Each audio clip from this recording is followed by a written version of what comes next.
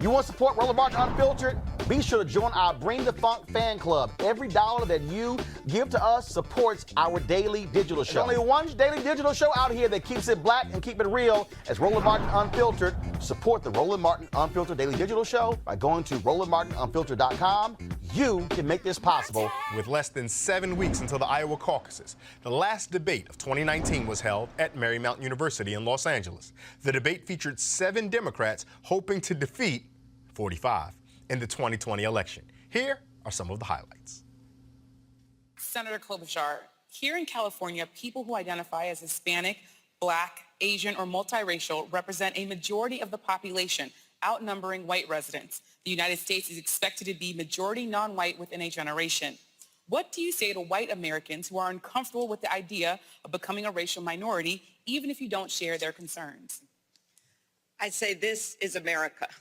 You're looking at it. And we are not going to be able to succeed in the world if we do not invite everyone to be part of our economy. Our Constitution says that we strive for a more perfect union. Well, that's what we are doing right now.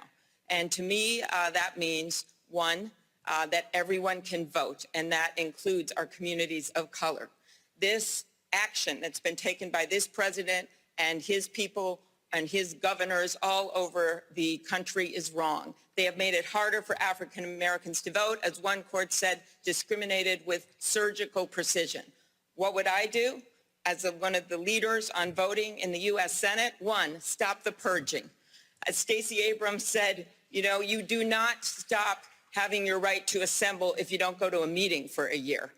Because you don't go to a church or a synagogue or a mosque for 3 months, you don't lose your right to worship. You shouldn't lose your right to vote. I would pass, as president, my bill to register every kid in this country when they turn 18 to vote. That would make all of these discriminatory actions in these states go away, and I would stop the gerrymandering, in addition to the agenda of economic opportunity. Because, as Martin Luther King says, what good is it to integrate a lunch counter if you can't afford a hamburger? Since you do support compensation for those families, should the U.S. also compensate descendants of enslaved people? Do you support reparations for African Americans? I support H.R. 40, which is the bill that has been proposed in Congress to establish a commission to look at reparations. But we shouldn't wait for that commission to do its work to do things that are reparative. Remember, we're not talking about a gift to anybody. We're talking about mending what was broken. We're talking about the generational theft of the wealth of generations of African Americans. And just crossing out a racist policy and replacing it with a neutral one is not enough to deliver equality. Harms compound, just like a dollar saved in its value compounds over time. So does the value of a dollar stolen. And that is why the United States must act immediately with investments in minority-owned businesses, with investments in health equity, with investments in HBCUs, and on the longer term, look at reparations so that we can mend what has been broken. Vice President Biden, do you support reparations? Look, I mean, since I haven't spoken on this, got a chance. Number one, the reason we're the country we are is because of immigration. We've been able to cherry pick the best from every single continent. The people who come here have determination, resilience. They are ready to stand up and work like the devil. We have 24 out of every 100 children in our school today is Hispanic. The idea that we are going to walk away and not provide every opportunity for them is not only stupid and immoral, but it's bad for America. They are the future of America, and we should invest in them. Everybody will benefit from it, every single American, and you should get used to it. This is a nation of immigrants. That's who we are. That's why we're who we are. That's what makes us different, and we should invest in them. Mayor Buttigieg, your plan offers free or discounted public college only to families making up to $150,000 a year. Do you think Senator Warren's plan offers free college to too many families? I do think that if you're in that lucky top 10%, I still wish you well. Don't get me wrong. I just want you to go ahead and pay your own tuition. Now, we can still have public service loan forgiveness for those who go into lower income fields to deal with that. But if you're in that top 10%, I think you're going to be, for the most part, okay. And there is a very real choice on where every one of these tax dollars goes. So I very much agree with Senator Warren on raising more tax revenue from millionaires and billionaires. I just don't agree on the part about spending it on millionaires and billionaires when it comes to their college tuition. Thank you, Mayor. Thank you, Mayor. Wait. you. No, he mentioned I'm me going by to name. let you respond, Senator Warren. Go ahead. Look, the mayor wants billionaires to pay one tuition for their own kids. I want a billionaire to pay enough to cover tuition for all of our kids, because that's how we build a future. The other part is we've got to deal with student loan debt. And right now, most of the people on this stage are nibbling around the edges of a huge student loan debt burden that disproportionately affects people of color. African Americans are more likely to have to borrow money to go to school, more likely to borrow more money while they're in school, and have a harder time paying it off. We want to make an investment in the future, then open up education for all of our kids. That's how we build a future. The Democratic Party relies on Black, Hispanic, and Asian voters, but you are the only candidate of color on the stage tonight, and the entire field remains overwhelmingly white. What message do you think this sends to voters of color? It's both an honor and disappointment to be the lone candidate of color on the stage tonight. I miss Kamala, I miss Corey, though I think Corey will be back.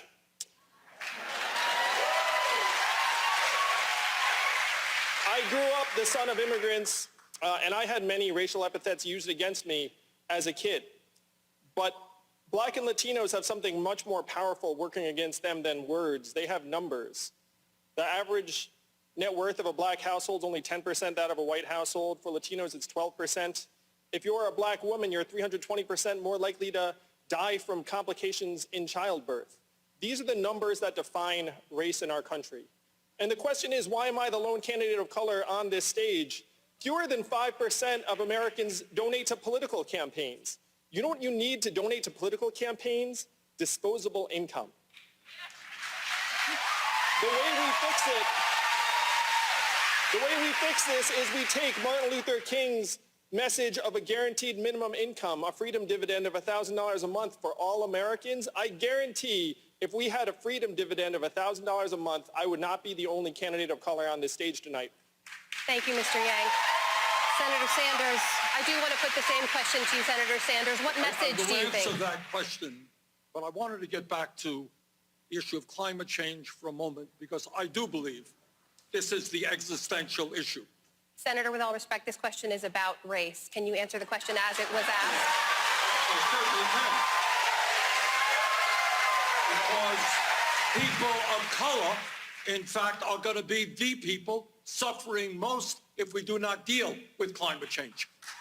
And by the way, we have an obligation up here, if there are not any of our African-American brothers and sisters up here, to speak about an economy in which African-Americans are exploited, where Black women die 3 times at higher rates than white women, where we have a criminal justice system which is racist and broken, disproportionately made up of African-Americans and Latinos and Native Americans who are in jail. So we need an economy that focuses on the needs of oppressed, exploited people, and that is the African-American community. Whew, that was a lot. That debate got hot and heavy, probably because we had so less speakers than we had before. But let's turn to our panel and have a little bit of a conversation with us. Joining us today, Amisha Cross, political commentator and Democratic strategist. Our brother Julian Boykin, founder and chairman for the Young Republicans of Southern Maryland. What is it, 2 of y'all? And Hannah Cox, national manager for conservatives concerned about the death penalty. Hannah, they're going to kick you out of the conservative party. No, they're not. I want to go and start with you, Amisha, because this was a Democratic debate. We had fewer voices on the stage, so we heard from more people more often. But let's think about Senator Sanders. On the question of race was offered to him, the first response he offered was climate change. People think he was pivoting. What do you think? I think Senator Sanders was definitely pivoting. I think that there was a certain level of uncomfortability with addressing the issue of race head on. As we saw, he quickly quipped back to make sure that he was giving race its due, and in particular as it relates to climate change and some of the drastic issues that have occurred across the African-American community, specifically when it comes to climate change. But I think that he could have dug a little bit deeper and he could have used his time in a different way. Senator Sanders is someone who has enjoyed a lot of minority support, specifically black support, when we're looking at the last election, but also looking at a lot of the support in this election. Second to Biden, he's someone who has some of the strongest African-American support. So it surprised me that in his initial response, he almost totally eradicated black people until he was prompted by the moderator to actually bring it back. Julian, we know your party doesn't always do so well on questions of race, so I'm not going to back you into that corner. But as an observer to what the conversation was happening, how do you as a black man feel that the conversation evolved around the questions of race and reparations? I haven't heard about reparations since the first debate, so I know race and reparations is a touchy topic for anybody campaigning, whether you're a Republican or Democrat.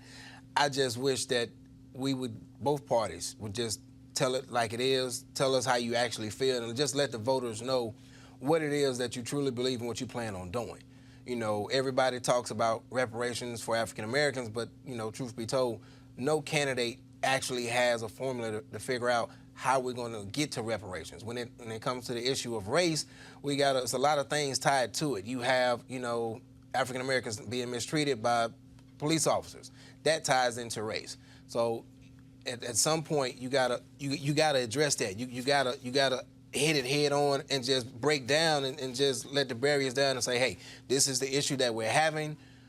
I don't have an answer for it, but I'm working to get to it. I'm working to get to a solution because, you know, every year, every election, you talk about African Americans, you talk about race, but they skim across the top. They don't get down to the deep layers that African Americans talk about in the barbershops, in the beauty salons, that needs to be talked about on a national level. So at some point, you know, whatever candidate is going to run, he or she, they need to understand if you want black support in the black vote, you're going to have to talk about the issues that matter to blacks, and that is, when are we going to be treated fair and reasonable and not be looked at as savage beasts? When are we going to have our fair share at saying, hey, this is wrong. I shouldn't feel threatened taking out trash at my own residence, a place that I own. Mm-hmm. I shouldn't feel threatened if I'm a UPS worker and I'm delivering packages. I shouldn't feel threatened as a black man. You know, I tell people all the time, the hardest thing is not living in this world, is being black, trying to live in this world. That does sound like one of those issues that has bipartisan criticism on both parts. It does. Hannah, we heard an interesting quip from Senator Warren yesterday. Someone made the remark that Senator Warren would be one of the oldest presidents ever elected, should she be elected president. And she quickly retorted, I'd be the youngest woman president ever elected. What did you think about the role that Senator Klobuchar and Senator Warren did on that debate stage yesterday? Well, I certainly think she had a very quick-witted response. It was very funny and accurate and pointed to the fact that we've not had a woman president. As a conservative, though, I'm always more interested in what a person's platform is and what their actual principles are versus what their gender is. So I am not someone who would ever vote for someone based on their being a woman. I'm much more interested in what they're going to do for causes I care about. I think that Klobuchar obviously had a very strong debate. She was quite feisty and really came out swinging. I think many people are Googling her today to see who she is because many people were not very aware of who she was before last night. But so far in this race, I haven't seen a woman that's really spoken to issues I care about except for Tulsi Gabbard, and she was noticeably absent on the stage last night. She was noticeably absent on that stage last night. But somebody who was there was Mayor Pete Buttigieg. Mayor Pete Buttigieg actually got it from a lot of different sides. He got the wine cellar conversation that we heard earlier, that we shouldn't have our president decided in wine caves, and people were Googling wine caves based off that. Including me. Yeah, and then Senator Sanders, to come back to you, Amisha, Senator Sanders came back and said, well, I know that you're a competitive guy, Pete, and you don't have as many billionaires supporting you as Biden does, but I believe you can catch up.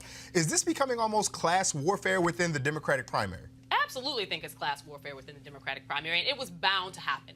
So, and I think I said this before the show started, over the past couple of weeks, we've seen this bubble up on Twitter. It's basically been a fight between those who are pushing towards socialism within the party and those who are more moderate within the party, who have come against Mayor Pete, specifically around him not necessarily being what they thought a millennial candidate should be. Someone who leans a lot further to the left, someone who is a lot more pro all things free college, free healthcare everywhere, and he's taking a more pragmatic approach, and he's taking a lot of hits for that. Now, when it comes to his fundraisers, who his donors happen to be, at the end of the day, I found that the criticism from Warren specifically was interesting because if you follow her history in the Senate, she has also held a lot of private fundraisers. She has also held and taken a lot of money from high-dollar donors. This is something that the anti-high-dollar donor is something she's incorporated in her presidential campaign. It is not something that she actually did during her Senate runs multiple times over. Also, if you know anything about the DNC, right now they're quantitatively broke. So at the end of the day, these candidates have to do what they can to make the money to run this type of race. And when you're running something at the national level, as much as I think everybody probably on this stage wants to make sure that we take money out of politics,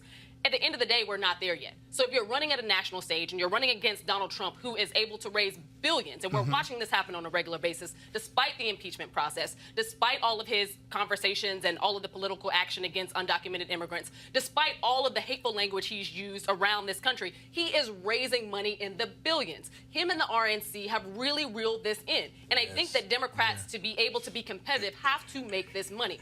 Without that, they're done. Misha, let me ask you a question. I'm coming back to you because you're the Democratic strategist on the panel, and I'm sure that our conservative friends are watching it with the Mr. Burns finger rub, if you will, watching everything implode. But the writer and brilliant scholar and thinker Audre Lorde tells us that you can't dismantle the master's house with the master's tools. If we will agree, and we being Democrat, those left of center in the United States, agree that campaign finance is out of whack and ruins politics, how do you then yet still use campaign finance to fix that?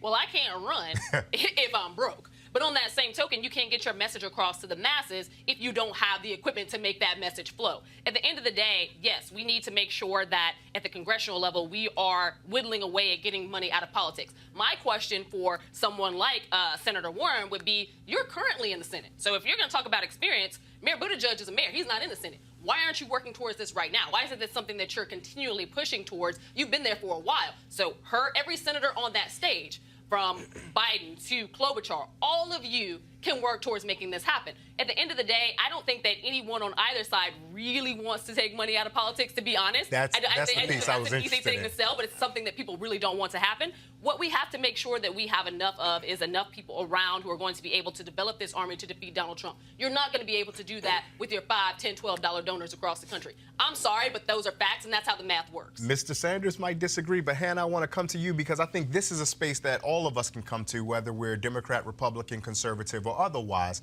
this idea of money in politics and the influence of it. Something that Mr. Buttigieg offered yesterday was the idea that he can and will tell his donors no.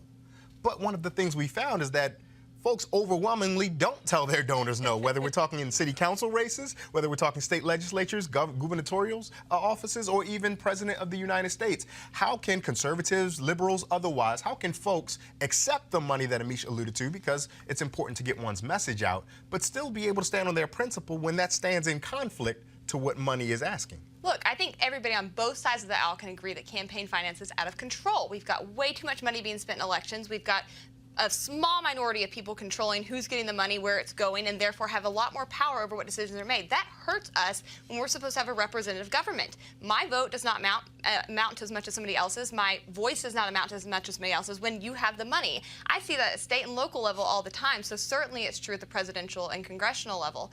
The problem, though, is with her turning down donations, she's not actually addressing the root cause of the problem here, right? This is grandstanding. You're not actually doing anything to reform this system, and that's what we need. We need to actually look at our processes, look at the system, how it's structured, and identify ways that we can actually ensure that all people's votes continue to matter at the same level. That's not what she's doing. I don't think that's what Mayor Pete's doing. So at this point, they all just sound like they want to appeal to voters but not actually deliver, which is typical politicians. Julian, I'll give you the last word on this question. The same thing I'm asking everyone else. If we all agree that there's too much money in politics, but we all seem to recognize we have to have money in politics, how do we at least get politicians to say no to the people who are giving them money? The German proverb says, he who pays the piper calls the tune. How can we get our politicians to call their own tune regardless of who's paying the piper? One cannot exist without the other. I don't think President Barack Obama would have had the success he had if it wasn't for those donors, those $5, $3 donors. So you need the money. Like Amisha was saying, you need that money when it comes to traveling, when it comes to having other people speak for you and get your message out. You know, granted, everybody wants to help, but at the same time, money is going to come up. You know, everybody can't work for free. So you have to have those funds to be able to pay those people to help you get elected. In regards to the donors, yes, you can tell them no, but at the same time, you don't want to bite the hand that feeds you. Right, and that seems to be the problem at because the end so of the day, often, at the end of the their day, will might go against this is a the will of billionaire many right of us. here. Prime example, Ross Perot, God rest his soul, he died. He wielded President Trump $100 million. So think about that. President Trump has $100 million already wielded to him from Ross Perot. The Democratic candidates, they still have to go and seek those donations. President Trump has $100 million. So that $100 million buys President Trump a lot of things, a lot of advertising, a lot of marketing, a lot of grassroots on the ground, beating the pavement, representing President Trump. So to go back to what you're saying, yes, President Trump probably could have said, no, I don't want that. But at the end of the day, how do you say no when you don't want to bite the hand that feeds you? Now, I'm not saying all donations from big donors are great. Everybody has a hidden agenda. But at the end of the day... Or not so hidden. Right. Well, not so hidden, but at the end of the day, the objective is to get elected.